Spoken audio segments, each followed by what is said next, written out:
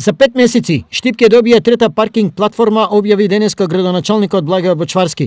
Заедно со министерот за локална самоуправа Горан Милевски извршија увид во почеток на градежните работи на платформата вредна 300.000 евра, од кои половината се пари на министерството. Истата е лоцирана спроти здравствениот дом. Цел регион, источен регион бараше овде да има платформа, бидејќи овие јавни институции кои што се тука не ги користат само жителите на Штип, туку ги користат жителите на околните места, бидејќи тука е судот, тука е здравниот дом и другите институции од областта на културата, на спортот, што за луѓето представуваше проблем каде да паркираат, и тоа беше едно од барањата не само на градоначалникот на Штип, туку и на останатите околни градоначалници, да се реши проблемот со паркинг просторот на ова место. Затоа ние излеговме како министерство во пресрет и како едно од најприоритетно барање на источниот плански регион го isfinansиравме за оваа година. Во меѓувреме, на социјалните мрежи кружи петиција за против градба на платформата. Бочварски ги повика авторите на петицијата за тет-а-тет разговор. Аргументирајќи ја оправданоста на овој несомнено капитален проект за општината, таткото на градот изрази сомнеж и од политичка позадина на петицијата. Оваа платформа е уцртана во урбанистички план во 2009 и во 2010.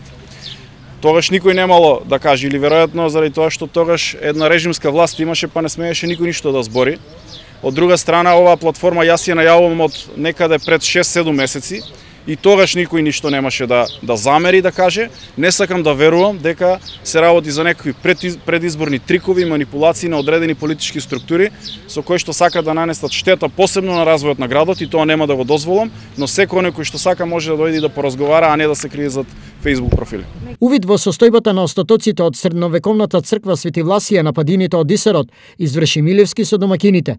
15% од вкупниот износ од 185.000 евра, европски пари за нејзина конзервација, учествува Министерството за локална самоуправа.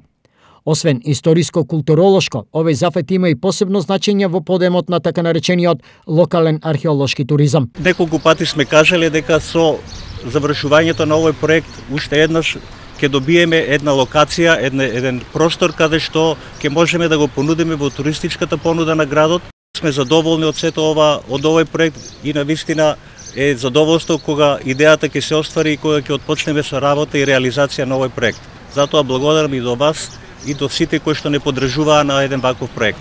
На денешната агенда на министерот Милевски беше и посета и на реконструктивните зафати на мултикултурниот центар во Кочани. Бидејќи објектот се наоѓа во централното градско потрачје и истиот ќе биде реставриран во автентично, така како што изгледаше и порано, и граѓаните ќе добијат простор кој што ќе биде наменет исклучиво за потребите на граѓаните, односно посебно за младите, за младинскиот активизам.